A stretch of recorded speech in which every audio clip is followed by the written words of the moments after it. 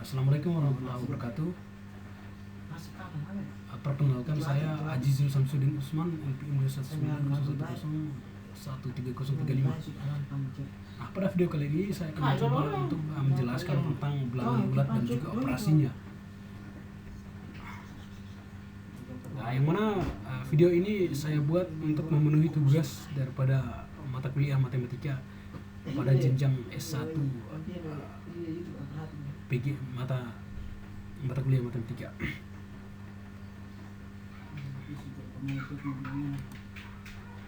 Yang pertama adalah kita akan melihat tentang pengertian bilangan bulat. Apa sih bilangan bulat itu? Bilangan bulat adalah bilangan bukan pecahan yang terdiri dari bilangan bulat positif dan juga bilangan bulat negatif.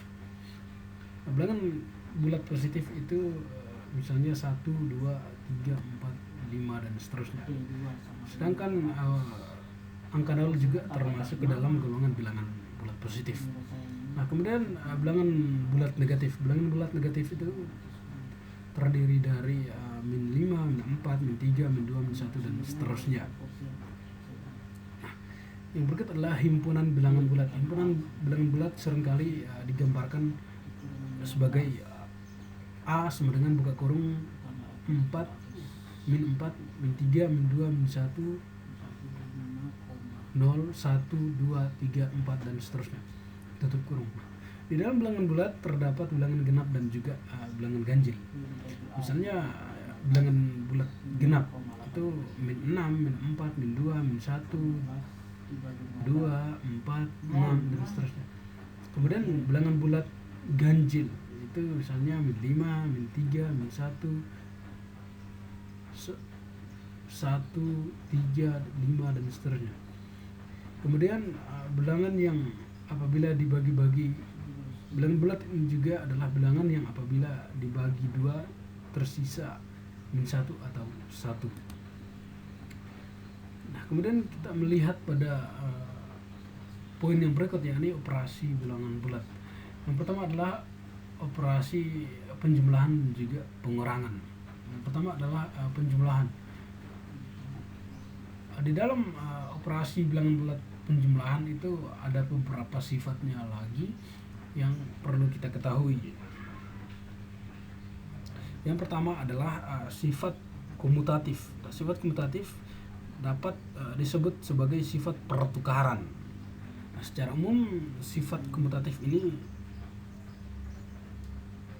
dilambangkan dengan A tambah B sama dengan B tambah A. Contohnya 2 tambah 5 sama dengan 5 tambah 2.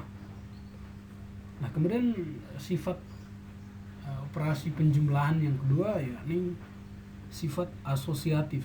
Sifat asosiatif ini disebut juga dengan sifat pengelompokan. Sifat ini secara umum dilambangkan dengan buka kurung A tambah B tutup kurung tambah C sama dengan A tambah buka kurung B tambah C. Contohnya bisa dilihat di sini.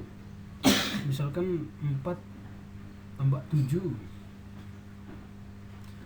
itu buka kurung 4 tambah 7 tutup kurung tambah 2 sama dengan 4 tambah buka kurung 7 tambah 2 sama dengan 13 ya. Kemudian sifat yang kedua adalah pengurangan.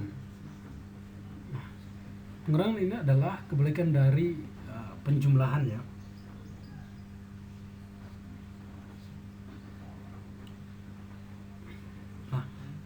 Unsur identitas terhadap operasi penjumlahan adalah bilangan 0. Jadi bilangan 0 menjadi patokannya. Namun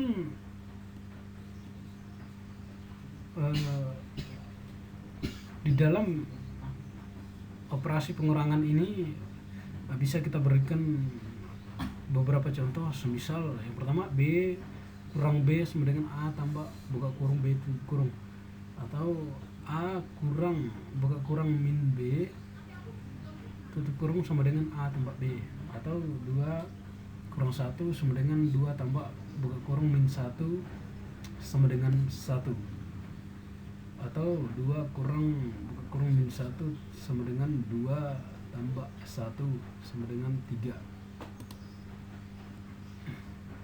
Nah kemudian kita masuk pada yang poin yang kedua, yakni perkalian dan juga pembagian. Yang pertama perkalian. Nah, perkalian sifatnya dari perkalian sifatnya itu dapat dibedakan menjadi beberapa ataupun dikelompokkan menjadi beberapa sifat pada operasi perkalian. Yang pertama adalah sifat komutatif. Nah, contohnya misalkan A kali B sama dengan B kali A, atau 2 kali 5 sama dengan 5 kali 2. Kemudian ada sifat asosiatif. Jadi contohnya misalkan A buka kurung A kali B tutup kurung kali C sama dengan A kali buka kurung B kali C tutup kurung.